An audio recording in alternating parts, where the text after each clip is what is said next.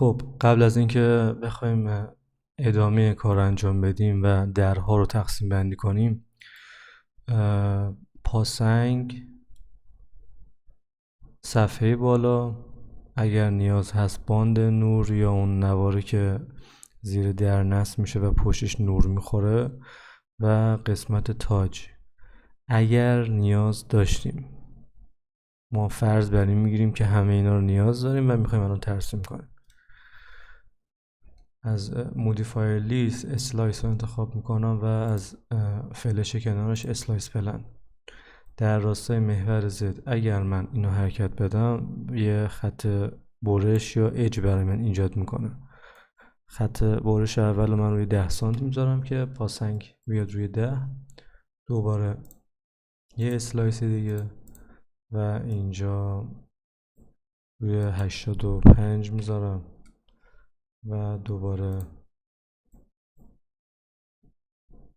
روی 155 و دوباره روی 275. تو همین وضعیت چون تعداد مودیفایر هامون خیلی زیاد شده، من یه کانورت تو ادیت پولی میکنم که فقط یه دونه مودیفایر داشته باشم یا یه دونه منو اینجا داشته باشم. خب دوباره من ادیت پولی رو انتخاب میکنم، میام اج های اضافه رو پاک میکنم مثل اینجا و اینجا، بک اسپیس و تقسیم بندی درهای کشوی گازم رو انجام میدم و اینجا ما یه دونه سینک داریم که درهاش به صورت عمودی باز میشه و ماشین لباسشویی و ماشین ظرفشویی تو کار داریم. چون در بزرگ هست من اینم از وسط نصف میکنم. حالا توی اجرا بعدا بهتون توضیح میدم که این دوتا در با هم باز میشن، حتی این گزینه آخر یعنی پاسنگ توی اجرا، یعنی این در و این در و این پاسنگ به هم چسبیده هست، یعنی به هم پیچ میشه. زمانی که در لولای ساده داره یا لولای پاکت دور داره، در کلا باز میشه و جلوش اون ماشین ظرفشویی یا ماشین لباسشویی قابل استفاده است. خب ظاهر درهای پایین به این صورت شده. نسبتا درها نسبتا مساوی هستن و میخوایم بریم برای بالا تقسیم بندی کنیم برای کابینت های هوایی.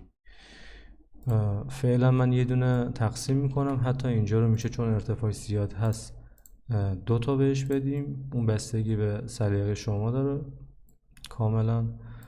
و اینجا آیا یه دونه باشه یا دو تا، من اینو باید تقسیم کنم.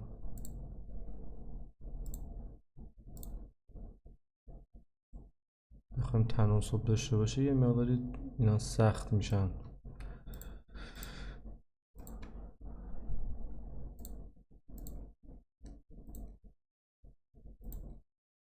اوکی میدم و اینو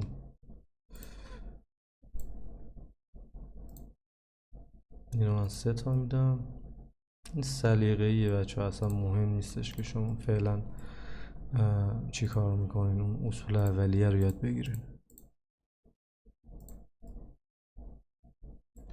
من فعلا هدفم اینه که درهای مساوی داشته باشم. هود رو هم که حالا اینجا پشت این درها قرار میگیره که اصلا چون هود تو کار قرار استفاده بشه مهم نیستش که آیا هود تا این قسمت در بیاد یا مثلا این قسمت. من فقط یه توضیح بدم به عنوان مثال، ما اگر یه هود داشته باشیم اینجا و ابعاد هود ما 80 سانتی متر باشه در مثلا 45 سانتی متر، هود اینجا قرار میگیره.